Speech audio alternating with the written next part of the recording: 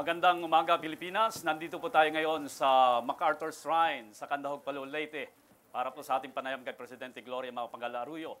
Nagpapasalamat po ang mga Liteño at ang mga taga-Region 8 dahil po kahit sa maraming problema ang kinakaharap natin ng ating mga kababayan sa Metro Manila, sa Central at Northern Luzon, naglaan po ng kanyang mahalagang oras ang mahal nating Presidente para makadalo sa itong okasyon na ito. Live po tayong napapakinggan ngayon sa Bombo Radio Philippines, sa Radyo ng Bayan, at napapanood po tayo sa NBN4. At napakalaking karangalan po na makapanayam natin ang ating Presidente. Maupay nga agahin mo, ma'am. Kumusta po kamo? Maupay nga aga, Marvin. At nandito tayo ngayon sa Leyte dahil binibigyan natin ng parangal.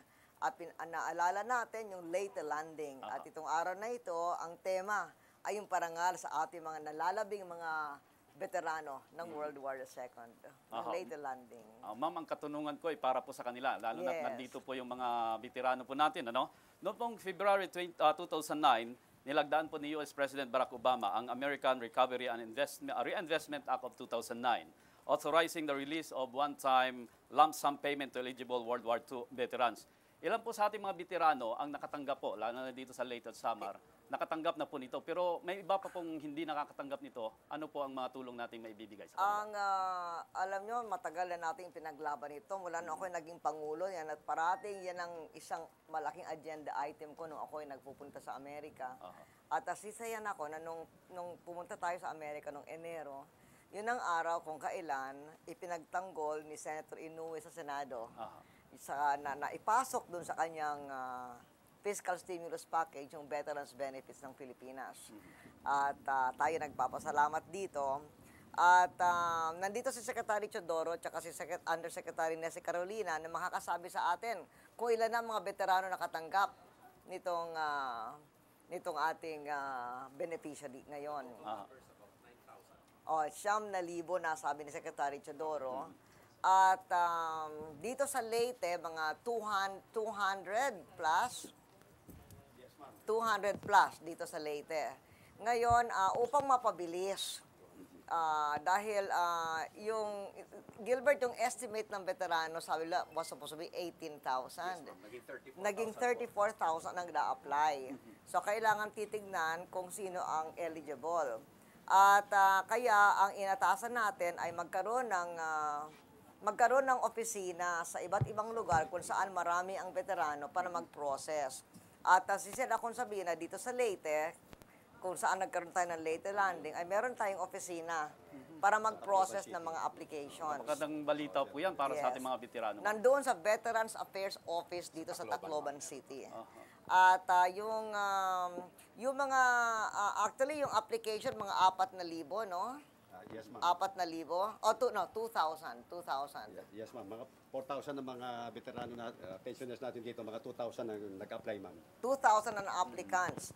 At ang ginagawa ng yung iba nag-apply sa Manila, yung iba nag-apply dito. Mga 500 nag-apply dito. Yes, ma'am. Ang ginagawa ng opisina dito ay pinoproseso, pinapadala sa US Embassy sa Manila, sa Veterans Affairs Office. Tapos tinitignan nila kung eligible. Ngayon, sino ang eligible? Yun, nasa tinatawag nilang Missouri list.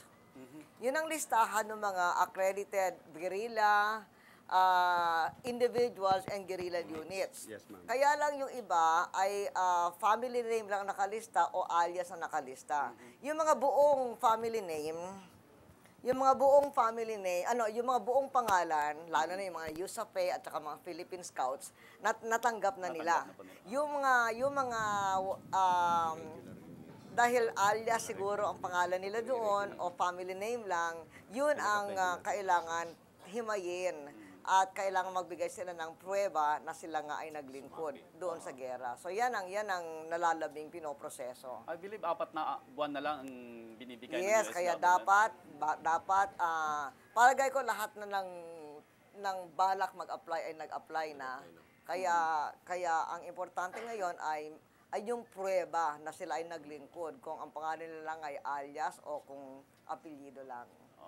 So, malapit na pong matupad itong mga pangarap. Anyway, in the meantime, habang naghihintay yung mga iba, lalo na yung mga naghihirap sa kanilang kinabuhayan, Si Secretary Gabby Claudio na namamahala sa ating Emergency Employment Program dito at nandito rin nakita ko si Secretary Nitoy Roque at saka si Secretary Panganiban ng NAPSI ay hinihingi natin sa kanila na baka maisama sa Emergency Employment Program at least isang kasapi ng pamilya nitong mga veterano na hindi pa na nabibigyan dahil pinoprosesa pa yung kanilang eligibility.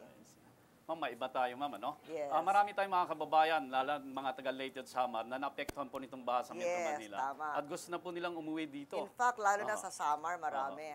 Kaya merong programa yung DSWD, nandito si Secretary SP Cabral. Ang tawag nila ay Balik Probinsya Program. At kung sila talagang uuwi na, ay binibigyan sila ng tulong sa transportasyon at iba pang pangangailangan. Halimbawa, yung mga damit, pagkain para sa isang buwan, yung mga pangtulog nila, at tapos sasaluhin naman sila dito para tulungan na makahanap ng trabaho o maibigyan ng microfinance para magsimula ng bagong buhay. At yung National Housing Authority ay nagko-contribute din kung lalo na dito sa Nasalanta, parang involuntary evacuation yun dahil umalis sila, linika sila sa kanilang tinitirahan. Merong minimum wage times 60. 60 days, ma'am. Times 60. Minimum wage times 60, binibigyan sila. So more or less mga 23,000 pesos para magsimula ng bagong buhay.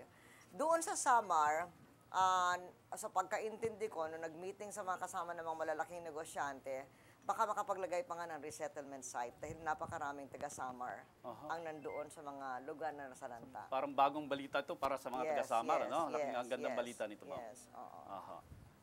Ma'am, isa pa po sa critical challenge para sa gobyerno natin, ano? Lalo na doon sa pagpapaunlad ng kabuhayan ng ating mga mahirap na Yes. kababayan, ay itong pagprotekta po ng ating kalikasan. Yes. Ano pong mga programang ginagawa natin ngayon at ano pa pong mga posibleng gawin natin sa mga susunod? Yung proteksyon ng kalikasan, meron tayong Green Philippines Program. Ang isa dito ay yung energy independent. Kasi isang malaki nagko-contribute sa climate change na ngayon ay nagdudusa ang Pilipina doon, ay yung coal and gas and oil. Kaya dapat ibang klaseng enerhiya ang ginagamit natin. Yun ang ating energy independence, green energy. Tapos noon, yung isa pang napakalaking nagko-contribute sa global warming ay yung methane gas na nanggagaling sa basurang hindi maganda ang pagka-dispose. Kaya ngayon, every Friday, pumupunta tayo sa iba't ibang mga probinsya para ipaalam at ipapaalala sa mga local governments na ayon sa Solid Waste Management Act, yung unang batas na pinirmahan ko nung ako ay naging presidente, inaatasan na dapat bawat barangay ay magkaroon ng kanyang materials recovery facility.